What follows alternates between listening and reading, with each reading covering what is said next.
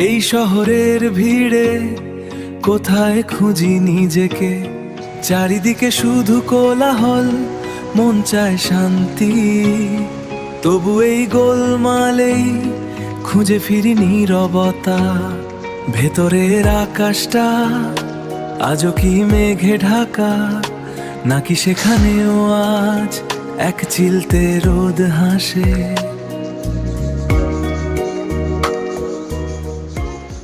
শপথ গ্রহণ হয়ে গেল নবনির্বাচিত রাষ্ট্রপতি মির্জা ফখরুল ইসলাম আলমগীর। উনি জীবনে এই প্রথম রাষ্ট্রপতি হলেন। দীর্ঘ সময়ে রাজনীতির পরীক্ষায় উনি উত্তীর্ণ হয়েছেন। তো রাষ্ট্রপতির শপথ অনুষ্ঠানে বেশ আমন্ত্রিত অতিথিরা সরগরম উপস্থিত প্রমাণ করেছেন সোশ্যাল মিডিয়া।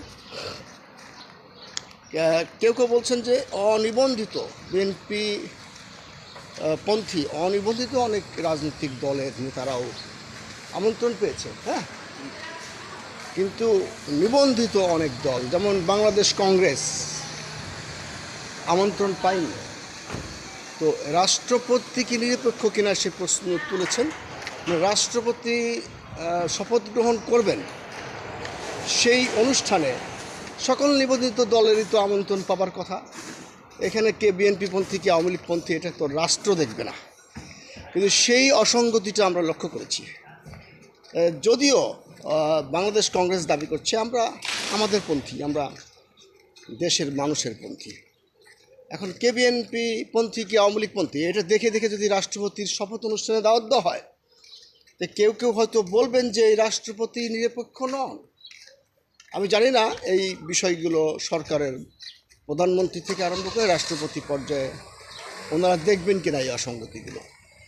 আমরাও যদিও বিএনপিপন্থী রাজনৈতিক দল, কিন্তু আমাদের খতিয়ান ওই সমস্ত সার্ভারে ষড়যন্ত্রমূলকভাবে ঢোকানো হয়নি। কারণ হচ্ছে যে যারা ওখানে অন্তর্ভুক্ত আছেন তারা আমাদের কথা বলেননি। এরকম অনেক রাজনৈতিক দল আছে যারা এই যুগপৎ আন্দোলনের সাথে ছিল। আমরা বিএনপিপন্থী আর আওয়ামী লীগপন্থী না, গ্রিন পার্টি বাংলাদেশ সব পন্থী, দেশের মানুষের পন্থী, দেশের মানুষের জন্য কাজ করি। কয়েকটি মন্ত্রিসভার রদবদল হয়েছে, আপনারা দেখেছেন। এই প্রথম বাংলাদেশে পররাষ্ট্র মন্ত্রণালয়ের দুজন প্রতিমন্ত্রী, একজন শামা ওবায়েদ, এখন আর একজন হয়েছেন হুমায়ুন কবির। মানে পররাষ্ট্রমন্ত্রী খলিলুর রহমানের নেতৃত্বে এখন দুজন প্রতিমন্ত্রী, যেটা বাংলাদেশে এই প্রথম। আরেকটা বিষয় হচ্ছে তথ্য সম্প্রচার মন্ত্রী যে জহিরুদ্দিন স্বপন, তাকে প্রধানমন্ত্রীর উপদেষ্টা করা হয়েছে এবং সেই স্থলে আন্দালিব রহমান পার্থকে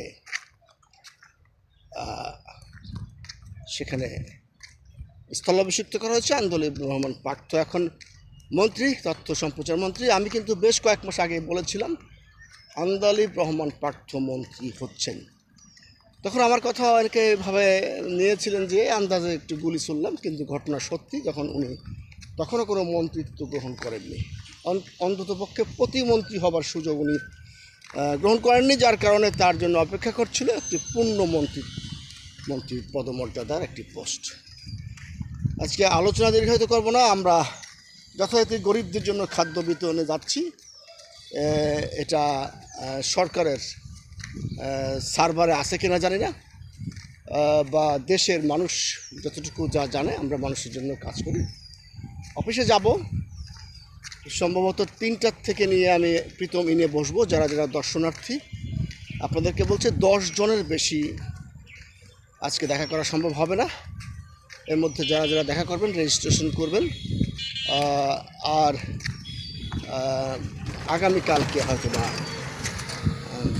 এই তালিকা বড় করা যেতে পারে। বিকাল 3টায় দেখা হচ্ছে প্রীতমিনে।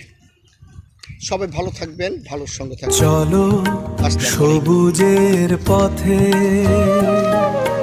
ও ফারহান খান, চলো যাই আলো খুঁজতে যাই। আমাদের অন্ধকার গলি ফেলে চলো সবুজের পথে।